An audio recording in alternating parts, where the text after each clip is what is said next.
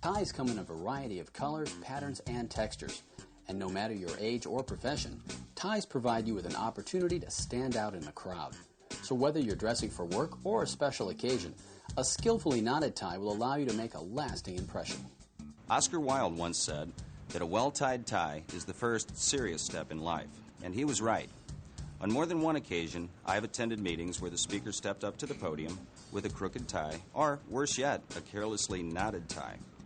Naturally, my eyes went directly to his neck, concentrating initially on his tie rather than his presentation. And much like women will use a pin or a scarf to accessorize their outfit, you should look at your tie as an artistic accessory. More importantly, consider your choice in knots as the final piece to your wardrobe. After all, you choose a tie to accent your wardrobe. Make sure you accent your tie with the proper knot. There are 5 different tie styles making up the foundation of today's fashion, so let's get started. They are the 4 in hand, the Windsor, the half Windsor, the Shelby, and the bow tie. Now don't laugh. Although it isn't overly popular right now, the bow tie definitely makes a bold statement. Now not everyone has the proper build or personality to wear the bow tie, but you do take notice of the person wearing one, right? Well, we'll get to this in a moment, but first we'll cover one of the more popular knot styles, using a contemporary style tie, the 4 in hand, also known as the simple knot. The 4 in hand knot is the smallest and most precise of knots, dating back to the days of the coach and 4 in England, when the coachmen would tie their ties using this method to prevent them from flying in the wind while they were driving the team. Okay, let's start with the basics. Begin by draping the necktie around the collar with the seam lying along the collar facing in. The wide end of the tie should be on the side of your dominant hand. If you're right-handed, then start on the right. First, let's walk through the steps of the 4 in hand. Start with the wide end of the tie on your right and extending a foot below the narrow end. Cross the wide end over the narrow end and back underneath. Continue around, passing the wide end across the front of the narrow end once more. Pass the wide end up through the loop between the knot and your neck. Pass the wide end down through the knot in front. Draw the knot up tight to your collar by holding the narrow end of the tie and sliding the knot snug. Now let's walk through the 4 in hand again. Turn up the collar and button it at the neck. This allows the necktie to glide gently along the collar without wrinkling or stretching the fabric. Begin with the wide end of the tie on the side of your dominant hand and extending about a foot below the narrow end. Notice that on most ties, a diagonal seam is about midway on the tie. This is usually a good gauge as to where to make your first cross. Cross the wide end of the tie over the narrow end and back underneath. Bring the wide end over the front and then pass it up between the neck and the knot, holding the loop open with your left finger. Pass the wide end down through the knot. And notice that by tucking the loop through with your index finger of the right hand, this allows you to maintain the knot while you pull the material through. And this goes for all knots. Shape your knot and draw it up tight. Turn down the collar. And there you have a nice, clean 4 in hand. Next, we'll help you master the half Windsor. Now pay close attention because I'm about to reveal a new twist to the traditional directions. Why is this necessary? Well, the half Windsor has always appeared to be a little lopsided, until now. Start with the wide end of the tie on your right and extending a foot below the narrow end. Cross the wide end over the narrow end and wrap it back underneath. Bring the wide end up towards your face and turn down through the loop to your right, not your left. This is the new twist. Traditional directions say to go to your left. However, we found that bringing the wide end to your right results in a more symmetrical knot. This allows you to pass the wide end around the front from your right to left. Then, go up between your neck and the knot, and down through the knot in front. Tighten carefully and draw up to the collar to complete the new and improved half Windsor. Now, if you've ever had problems getting your finished tie to hang to the proper length, here's a little trick. Start by letting the wide end hang to twice the length as the narrow end. To check if you've done this properly, draw the wide end up to the edge of the neck. The length of the doubled end should be equal in length to that of the narrow end. Now you'll want to experiment with any new tie though, because there are a number of variables that affect the length of the final tie. The thickness of the material and the length of the tie itself, the thickness of the neck and the length of the torso. Also, knot styles require differing lengths of material, so you'll want to vary the point at which you make your first cross. Now let's step through the half Windsor once more. The wide end of the tie should be on the side of your dominant hand and extending at least a foot below the narrow end. Cross the wide end over the narrow end and back underneath. Bring the broad end up towards you and then down through the loop between your neck and the knot, and sweep the wide end to the right this time, not to the left. This is the new twist. This allows you to bring the broad end from the right across the front to the left, and then bring the broad end up between your neck and the knot, pass it down through the loop, draw your material, and then draw it up tight. And there you have a half Windsor. See how even the two sides are? I should point out that after being tied, the tips of the necktie should touch the waistband of the pants, and the two ends of the tie should either be equal in length or the narrow end a fraction shorter.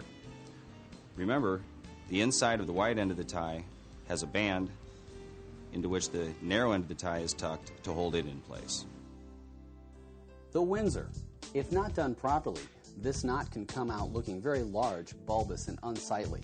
So pay special attention on this one. It's worth the extra effort. Start with the wide end of the tie on your right and extending a foot below the narrow end. Cross the wide end over the narrow end and bring it up through the loop and down to your left. Next, bring the wide end around behind the narrow end to your right. Bring the wide end up from the front and through the loop coming back down on your right. Then bring the wide end to the left across the narrow end. Turn and pass the wide end up through the loop and complete by slipping the tie down through the knot in front, tighten, and draw up comfortably to the collar. Most standard neckties come in lengths from 58 to 60 inches. Taller men, or those of you who choose to wear a Windsor knot, which requires the most length of material, will require a somewhat longer tie. Now, let's step through the Windsor once more, slowly. Take the wide end over the narrow end, and up and around the narrow end on the left, crossing underneath. Bring the wide end up and towards you, down through the loop between your neck and the knot on the right. This forms the V. Now, bring the broad end from the right across the front of the knot to the left, and bring the knot up between your neck and the knot.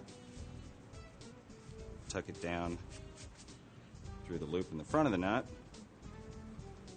shape and form, and draw it up. There you have a full Windsor. When properly tied, it should have a nice clean dimple like this. Bow ties. Though you'll occasionally see them worn by the college professor or stock market analyst, bow ties are usually worn at formal engagements with a pleated front shirt. They make a unique fashion statement, and depending upon the setting, they give a man a suave or intellectually professional look. The general rule of thumb is that the bow tie should never be broader than the widest part of the neck and should not extend beyond the outside points of the collar. Start with the end in your left hand, 1.5 inches below that in your right hand. Cross the longer end over the shorter end and pass up through the loop. It's important to make sure the tie is snug against your collar at this point. Form the front loop of the bow by doubling up the right side and placing it across the collar points. Hold this front loop with the thumb and forefinger of your left hand. Drop the long end down over the front. Using your forefinger, push the hanging end of the tie up behind the loop in front and poke the resulting loop through the knot behind the front loop as shown. Even the ends and tighten. It's really not as complicated as it looks. Here, let me show you. Begin with the left side, 1.5 inches longer than the right side. Cross the long side over the short and up underneath. Now, here's a little trick. Tighten at the neck and be sure to even up the two ends. Now, draw the lower portion up and double it over on itself. Now sweep the top end over the front and then poke in from behind. Draw it through. Turn down your collar.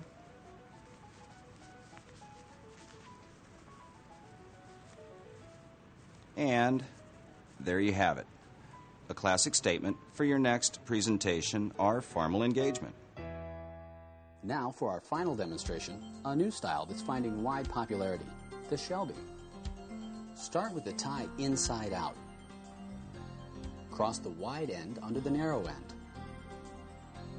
Bring it up, then over and down through the loop to your right. Sweep the wide end across the V from your right to your left. Then take the wide end up and through the loop between your neck and the knot. Now bring it back down through the knot and tighten. As you may have noticed, the steps involved in tying the Shelby are definitely different, particularly step 1. Begin with the tie inside out. Cross the broad end of the tie under the narrow end and draw the wide end up towards you and down between your neck and the knot. Sweep the broad end to the right. Now pass the broad end across the front of the tie from right to left. Bring the wide end up between your neck and the knot and down through the loop in the front. Draw your material down, shaping. Drop your knot to the collar. Lower your collar. And there you have the most recent addition to the classic collection of knots, the Shelby. See how nicely it dimples? So far, we've covered the 4-in-hand, the half Windsor, the Windsor, the bow tie, and the Shelby.